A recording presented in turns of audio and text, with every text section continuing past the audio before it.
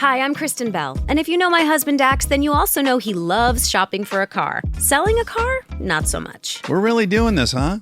Thankfully, Carvana makes it easy. Answer a few questions, put in your VIN or license, and done. We sold ours in minutes this morning, and they'll come pick it up and pay us this afternoon. Bye-bye, truckie. Of course, we kept the favorite. Hello, other truckie. Sell your car with Carvana today. Terms and conditions apply.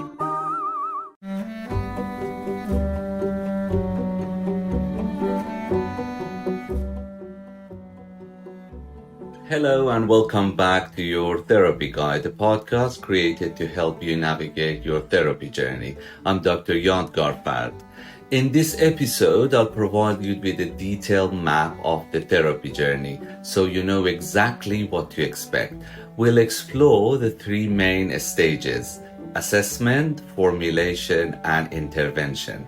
Stage 1, assessment. The first stage is all about understanding your current situation. Think of this as the investigative phase. And for this, I often use the analogy of an iceberg. When you look at an iceberg, you only see the tip, the small part that's visible above the water. This is like the immediate current problems and symptoms that bring you to therapy. It's the anxiety, the sadness, the anger, or the conflict that you're aware of and that are causing you distress. During the first few sessions, we'll focus on this tip of the iceberg, which is your current presentation. However, the real power of therapy comes when we look at the much larger part of the iceberg that is hidden under the water. This is where your past experiences, your childhood, any past traumas, or your deeply held beliefs reside. These are the underlying factors that are often contributing to the problems you're experiencing today. Here is a crucial point about diving deep. We can't just jump in. It's like a deep sea diver. Before a diver can go deep, their body needs to be strong and stable enough to handle the immense pressure.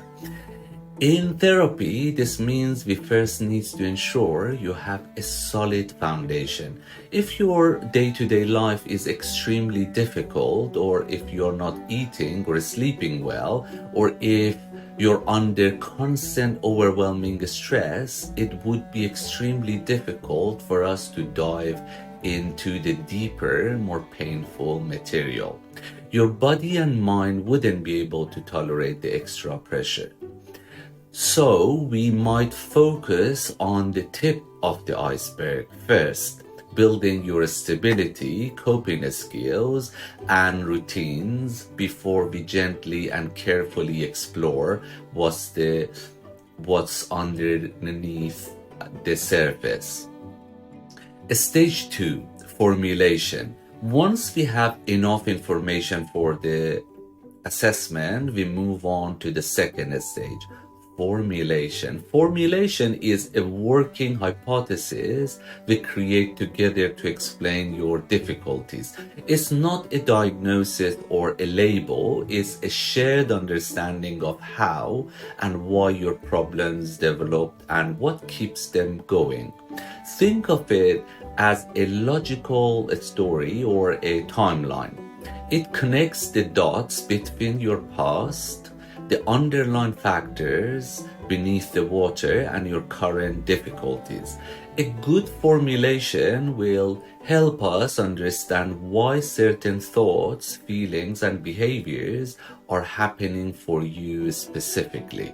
It's a way of saying, based on what we know, this is our best guess about what's going on, and here's what we can do about it. A formulation is important because it shifts the focus from what's wrong with me to what makes sense about my current struggles. It empowers us to create a clear and effective treatment plan. Stage 3, intervention. The final stage is intervention. This is the stage where we put our plan into action. Based on our formulation, we will introduce specific tools, techniques, and skills. This might be practical tools from a model like CBT, or they might be new ways of thinking and relating to others.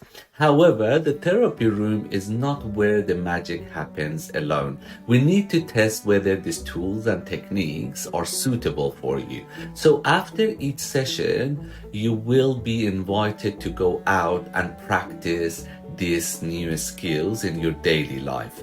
This is the crucial part of our collaborative work. You'll come back to our next session and tell me what worked and what didn't. This back and forth feedback loop is essential. It allows us to review our progress, refine our tools, and ensure we are always heading in the right direction. We will continuously review our work to make sure our approach is working for you. So the therapy journey is not a linear one-way street. It's a collaborative process of understanding, planning, and taking action with a continuous feedback loop to ensure we are on the right path for you. Thank you for joining me on this episode of your therapy guide. These short episodes are designed to answer some of the most common questions my client ask, and I encourage you to listen to other episodes to find answers to your questions. Don't forget to subscribe to this podcast and follow me on my social media channels so you don't miss any future episodes. You can find all the links in the show notes. Until next time, take care.